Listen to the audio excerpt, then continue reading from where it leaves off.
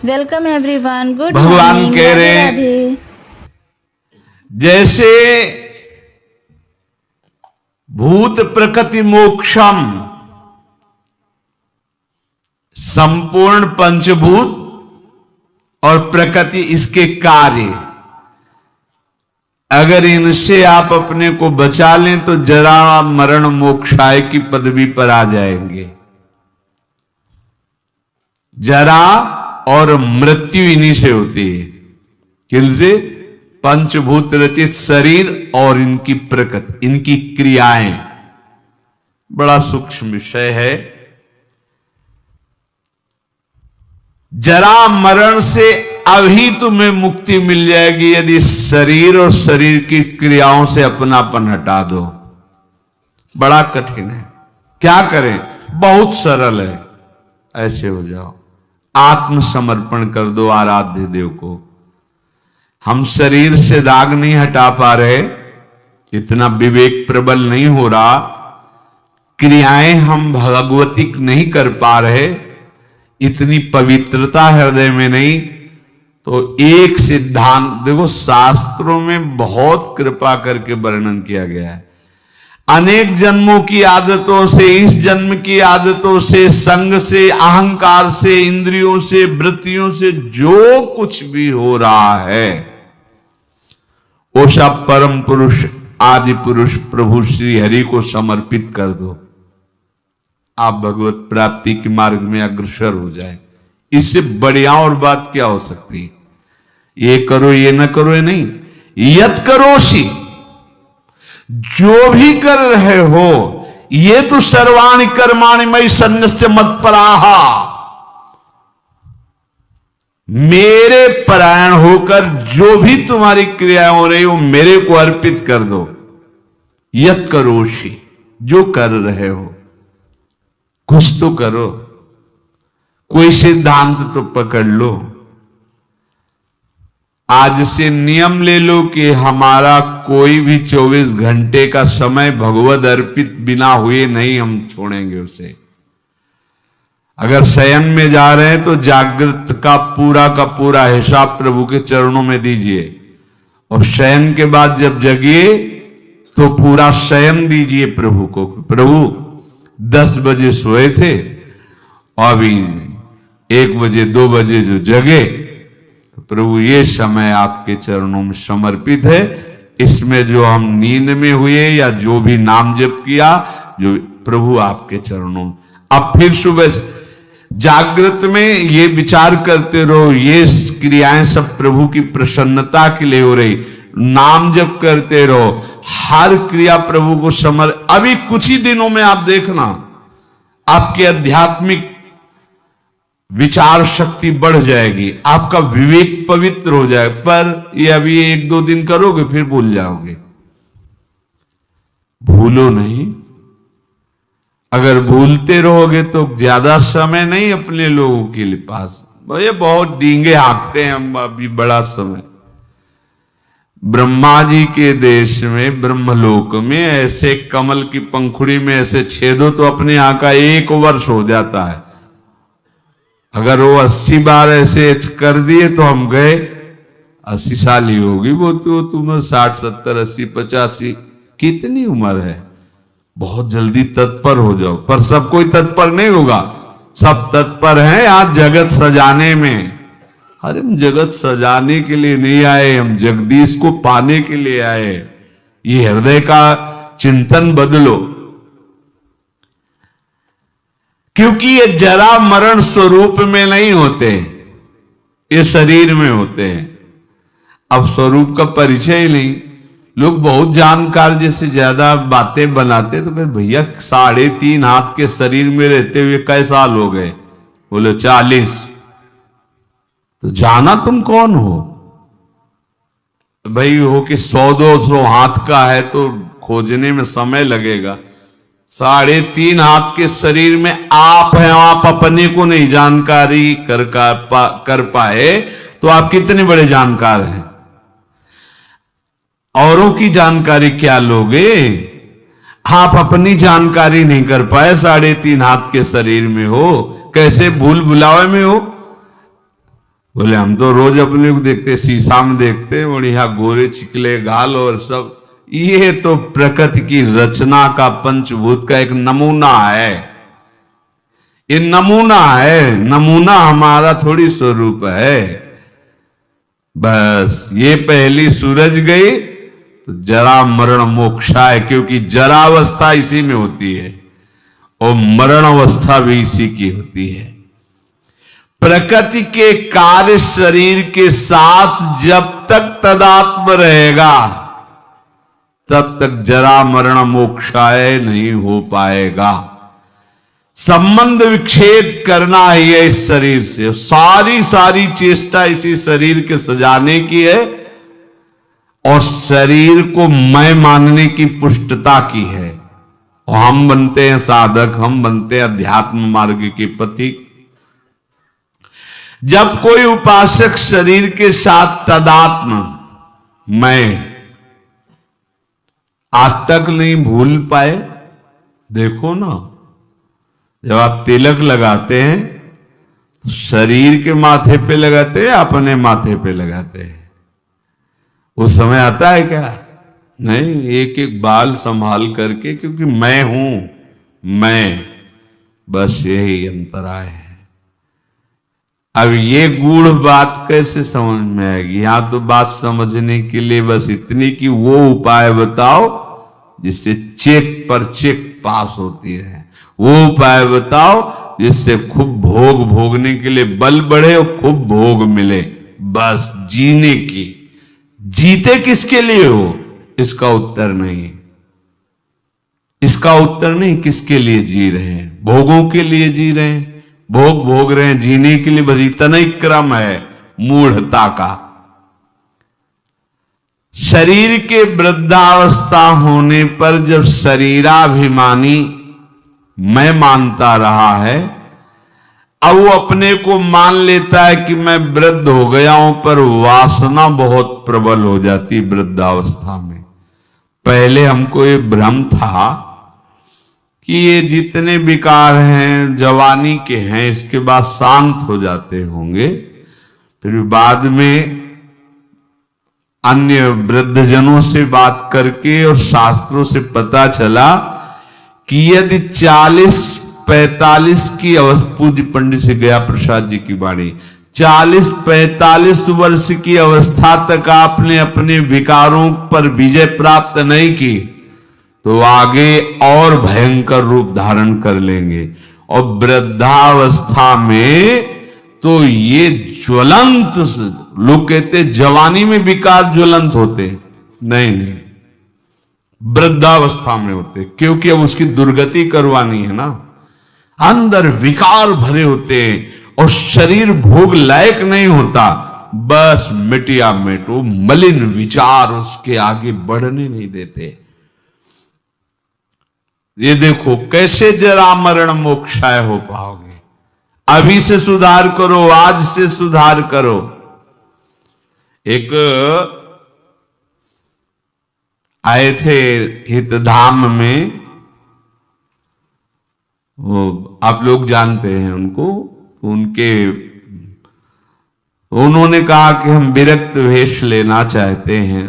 दोनों पति पत्नी सब कार्य निवृत्त हैं और हाँ ठीक है, अच्छा है, चौथापन है, विरक्त भाव होकर वृंदावन बात, और फ्लैट भी खरीद लिया। हमका ठीक है, आप ऐसा कर सकते हैं, अच्छा है, जब जागे तभी मंगल।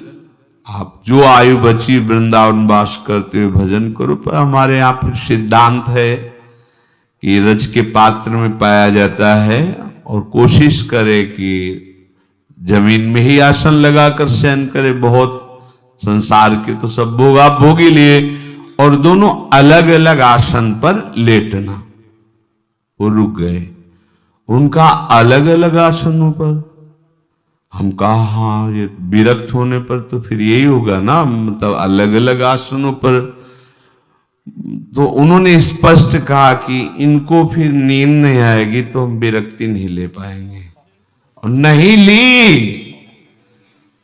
ली। और वो वृंदावन से ये आप क्या समझते हो? बुढ़ापा में जीवन में भजन नहीं किया तो बुढ़ापा में आके तुम ऐसे नहीं।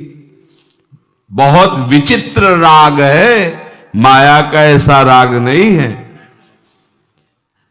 जो ये मैं मानता है कि शरीर मैं हूं, शरीर पे मेरापन टिका हुआ है, तो जन्म मृत्यु जरा व्याधि दुख दोषानुदर्शनम वो नहीं कर पाएगा।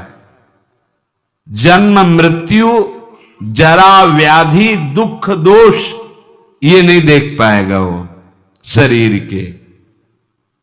जन्म मृत्यु जरा व्याधि दुख रूप दोषों को देखना विवेकवानों का कार्य है। इस शरीर में बिल्कुल ममता नहीं रह जाती जब आप भगवत प्राप्ति का लक्ष्य करोगे।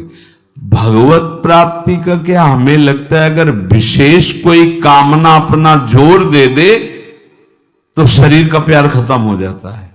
कोई कामना विशेष जोर दे दे, अपने स्वरूप में आ जाए कामना, तो फिर उसे कुछ याद नहीं रहता, मरना मंजूर है, लेकिन वो अपने लक्ष्य पर आगे बढ़ जाएगा। फिर भगवत प्राप्ति की कामना और शरीर का राग बना रहे, कैसे हो सकता है? इसका मतलब है भी भगवत प्राप्ति की जलन नहीं हुई हृदय में, भगवत प्राप्ति की लालसा नहीं हुई। ये मैं मेरापन से मुक्त हो गए तो जरा मरण से मुक्त हो गए, क्योंकि शरीर के साथ माना हुआ संबंध बड़ा कठिन है त्यागना। तो इसे क्या करें? कैसे संबंध का त्यागे? हम नया संबंध बनाओ। क्या नया संबंध? अभी तक जितने संबंध बनाए उन सब संबंधों ने तुम्हें बांधा है। भगवान कपिल देव जी कहते हैं कि ये आसक्ति ही जगत के बंधन का कारण हुई, और हे मां, अगर यही आसक्ति भगवत प्रेमी महात्माओं से हो जाए तो मोक्ष का खुला हुआ द्वार है। हमें संबंधों ने ही बांधा है, शरीर संबंध, शरीर संबंधी भोग, शरीर संबंधी रिश्ते नाते। अब हम एक संबंध और प्रकट करते हैं, अपने आत्मस्वरूप गुरुदेव का। मन वचन कर्म से हम आचार्य और गुरुदेव की शरण में होते हैं। अब ये जीवन यंत्रवत वैसे ही चलेगा जैसा आदेश होगा, खत्म खेल।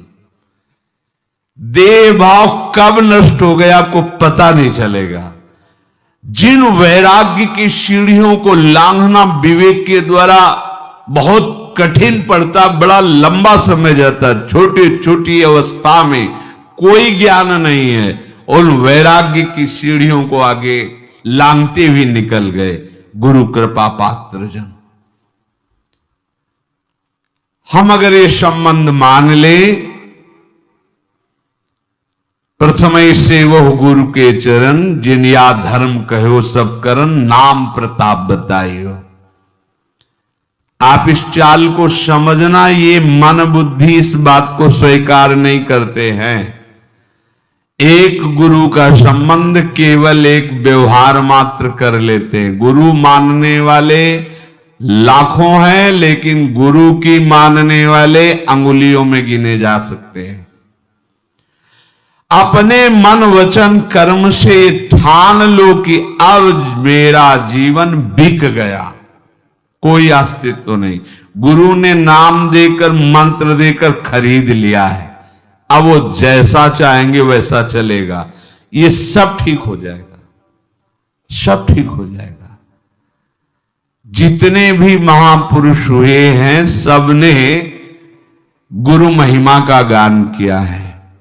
बिना गुरु कृपा के इस मैं और मेरापन से हटना बड़ा कठिन होता है। घूम घूम करके छाया रहता है। देख लो, यहां बैठे हो इसलिए देख सकते हो, देख लो जब से चले हो तब से अब तक मैं और मेरे के ही घेरे को नहीं पार कर पाए हो, देख लो। और जो जितना समर्पित है, मैं मेरा का घेरा उतने उसका शिथिल होता चला जाता है। ये आत्मसमर्पण से सब ठीक हो जाएगा। हमारा प्रगट में शासन चाहिए, क्योंकि छवि तुम्हारे घर में विराजमान हो, कभी तुम्हें डांटे क्या? तुम्हारा जैसा मन आवे छवि के सामने करो, कर सकते हो। प्रगट में गुरु के सामने एक भी चेष्टा अगर प्रतिकूल की तो डांट पड़ जाएगी, सभा में तुम्हें गलती माननी पड़ेगी। लेकिन छवि के सामने, यद्यपि वो वहीं भी विराजमान है, पर आपकी वृत्ति सुधरने के लिए छवि से काम नहीं चलेगा। प्रगट में चाहिए जो हमें दुलार भी करे और हमें शासन भी करे, और हम यंत्रवत चले, बस भगवत प्राप्ति हो गई। ऐसा ना होता तो भगवान श्री कृष्णचंद्र जी नीचे बैठते, संदीपनी जी ऊपर बैठते। संदीपनी जी कौन है? बोले भगवान के गुरु हैं। क्या पढ़ा रहे हैं? बोले वेद पढ़ा रहे हैं। वेद कौन है? बोले भगवान के श्वासों से निकले हैं। जाकी श्वास वेद श्रुति चारी, सो हरि पढ़े ये अचरज भारी। संदीपनी जी के गुरुदेव भगवान कुछ समय के लिए विक्षिप्त का स्वांग किया, पागल जैसे। जितने शिष्य थे सब भाग खड़े हुए हैं, लवशंका फेंक रहे हैं, थूक रहे हैं, मार रहे हैं, ऐसा मानो पागल हो गए। ऐसा काफी समय तक ये उन्माद स्थिति रही उनकी। एक दिन शांत भाव में हुए तो देखा संदीपनी जी ही केवल पास में, तो उनका बेटा और सब कहां गए? बोले गुरुजी वो तो अपने घर चले गए। क्यों? क्योंकि आपकी चेष्टा ऐसी प्रतिकूल होती थी, मारना, थूकना, पेशाब फेंक देना, ऐसा, तो लोग तो सब और तुम क्यों नहीं गए? बोले गुरुजी फिर आपको भोग कौन लगाता, आपका स्नान कौन कराता? बस, तो क्या हमारी प्रतिकूल चेष्टा तुम्हारे प्रति नहीं हुई? गुरुजी हमारा जीवन ही नहीं है, वो जीवन तो आपका जीवन है। अब जैसा आप हो, तो हमें कुछ इसलिए बुरा नहीं लगा कि ना मेरा तन है, ना मेरा मन है, ना मेरा प्राण है। हमने तो आपके चरणों में समर्पित कर दिया। अब आप चाहे मारो या दुलार करो, इससे मुझे कोई मतलब नहीं, क्योंकि ये जीवन आपका है। आंसू आ गए गुरुदेव के, हृदय से लगे। और बेटा, जिस परब्रह्म की उपासना हमने की, उपासना के बल से जिसका साक्षात्कार किया, वही ब्रह्म तुम्हारा शिष्य बनेगा करके। वही संदीपनी जी ऊंचे आसन पर बैठे और जगत गुरु भगवान श्री कृष्ण हाथ जोड़े नीचे बैठे, उनकी आज्ञा का पालन कर रहे हैं। चाहे शिव विरंच सम होई, गुरु बिनु भवनिधि तरे न कोई। क्यों? क्योंकि ज्ञान हो सकता है तुम्हें, चतुराई आ सकती है तुम्हें, लेकिन अहम की वृत्ति का नाश समर्पण से ही होता है। वो जब समर्पित हो गए, अब जैसे कह रहे हो वैसे हम चल रहे हैं। हम तो कुछ कर नहीं रहे, जो करवा रहे हैं, जैसे चला रहे हैं। अहम खत्म, दैन्यता तो मैं मेरापन गया। यही है बंधन का कारण, मैं और मेरा, अपना अस्तित्व, अपना अलग भाव। देह की सीमा में जब तक हम बंधे तब तक महात्मा नहीं हो सकते। महात्मा का सर्वात्म भाव होता, सर्वात्म भाव।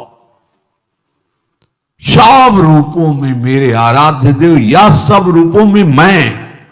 ब्रह्मज्ञानी सब रूपों में मैं, भक्त सब रूपों में आराध्य देव। मामाश्रित यतन्तिते, जिसने मेरा आश्रय ले लिया, मेरे आश्रित होकर जब मैं साधन कराता हूं तो अभिमान नहीं होता। और जब उपासक स्वयं में कर्ता भाव लेकर यत्न करता है तो अभिमान छुपा पुष्ट होता रहता है। मैंने ऐसा कर लिया जिससे मुझे ऐसा अनुभव हुआ, और मैं ऐसा कर लूंगा जिससे मुझे ऐसा अनुभव होगा। ये सब अहम की धरा में होता है। और जब मेरा आश्रय ले लिया जाता है तो उसको ये अनुभव होता है कि प्रभु ने ऐसा कराया, तो ये अनुभव हुआ प्रभु ऐसा करा लेंगे तो वो भी अनुभव हो जाएगा।